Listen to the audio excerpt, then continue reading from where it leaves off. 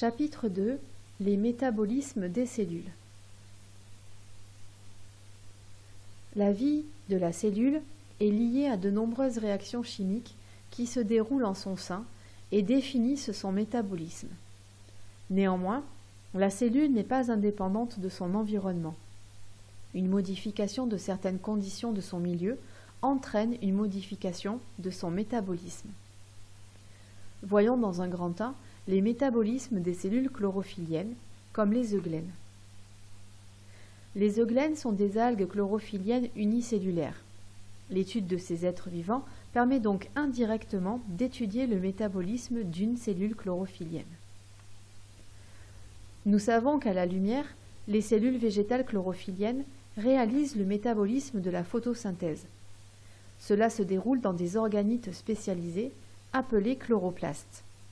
En effet, en présence de lumière, le chloroplaste va transformer l'eau et le CO2 en glucose, matière organique, et en dioxygène. Les organismes vivants qui sont capables de transformer la matière minérale en matière organique sont appelés des organismes autotrophes. Ainsi, tous les végétaux sont des organismes autotrophes. Dans l'activité pratique que vous avez réalisée sur les euglènes, vous avez remarqué qu'en présence d'énergie lumineuse, les cellules chlorophylliennes qui réalisent la photosynthèse vont utiliser le CO2 et libérer du dioxygène. Par contre, on peut constater qu'à l'obscurité, c'est l'inverse. Les cellules végétales vont utiliser le dioxygène et vont rejeter du CO2. On peut alors dire qu'elles réalisent un deuxième métabolisme, c'est la respiration cellulaire. Ainsi, les cellules chlorophylliennes vont réaliser à la fois deux métabolismes. Lorsqu'il y a la lumière, donc pendant le jour, elles réalisent la photosynthèse, mais tout au long de la journée, le jour comme la nuit, elles réalisent en même temps la respiration cellulaire qui leur permet de produire de l'énergie.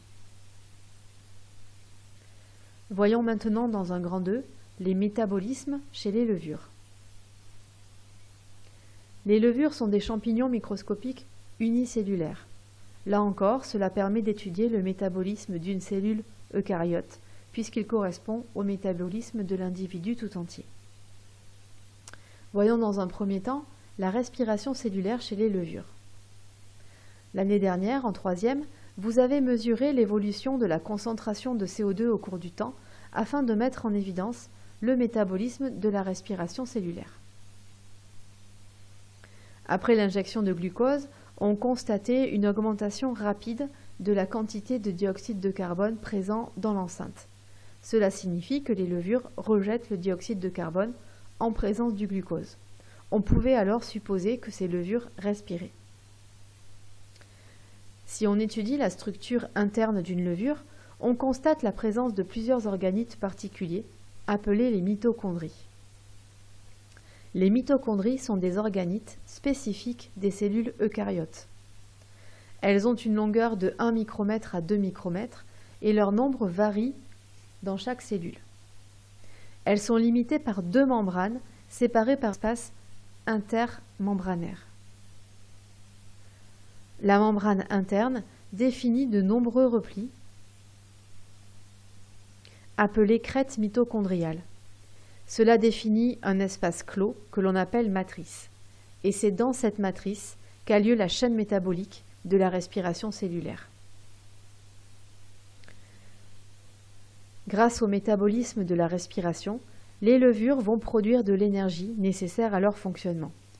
Cependant, pour réaliser ce métabolisme, elles doivent utiliser du glucose déjà présent dans leur milieu. Ces cellules sont donc des cellules hétérotrophes. Elles ne sont pas capables de produire d'énergie ou de matière organique sans la présence de matière organique préalable. Voyons maintenant un deuxième métabolisme, la fermentation.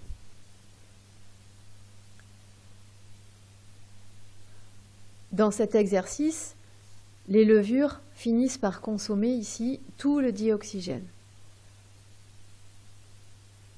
Mais elles continuent de vivre et de se développer puisque l'on voit toujours un dégagement de CO2 et l'apparition d'un nouveau produit, ici l'éthanol. On peut dire que nos levures ont cessé de respirer, donc de réaliser la respiration cellulaire. Cependant, elles réalisent un nouveau métabolisme, c'est la fermentation alcoolique.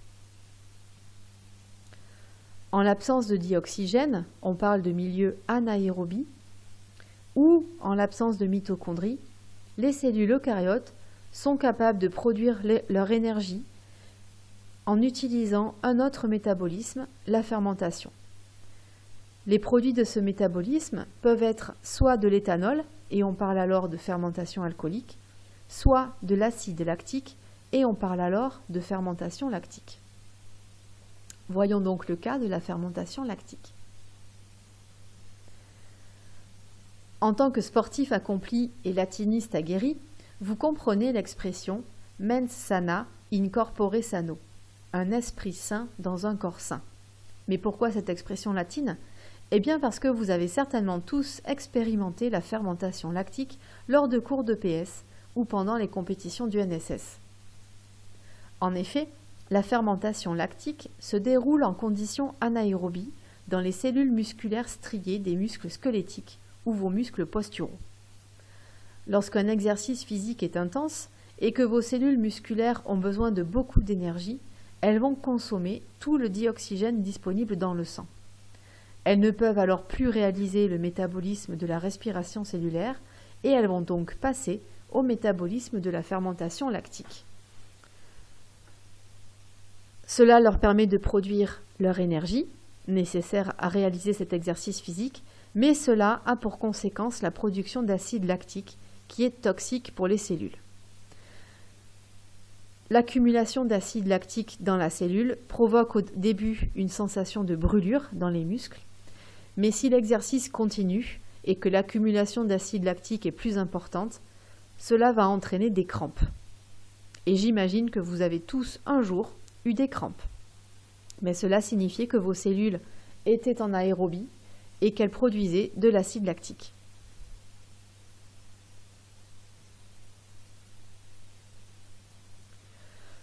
Voyons maintenant dans un grand 3 les différentes voies métaboliques et surtout l'action de l'environnement.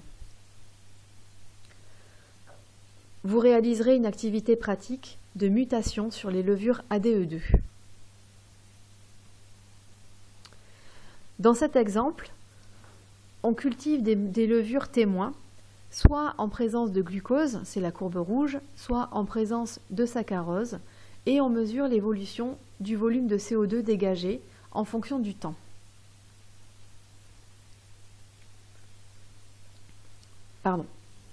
On voit sur ce premier graphique que les levures témoins qui sont cultivées sur le saccharose vont dégager plus de CO2 que les levures témoins cultivées sur le glucose.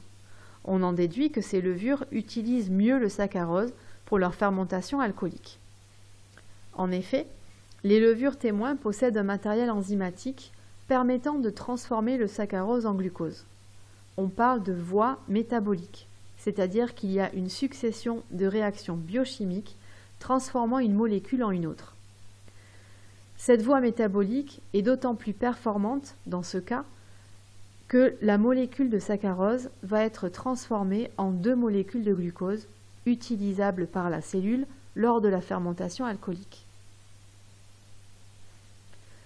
Dans ce deuxième graphique, on constate que ce sont les levures SNF cultivées sur le glucose qui réalisent le meilleur métabolisme car elles rejettent plus de CO2. Ces levures SNF sont mutantes, elles ont subi une mutation sur le gène utile dans la transformation du saccharose en glucose.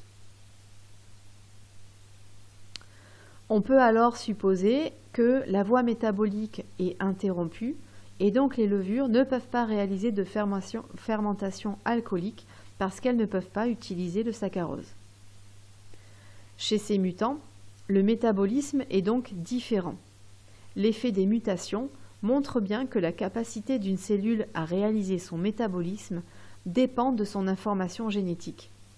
Par ailleurs, le métabolisme va également dépendre de l'environnement, comme vous le verrez avec l'activité pratique de mutation sur les levures ADE2.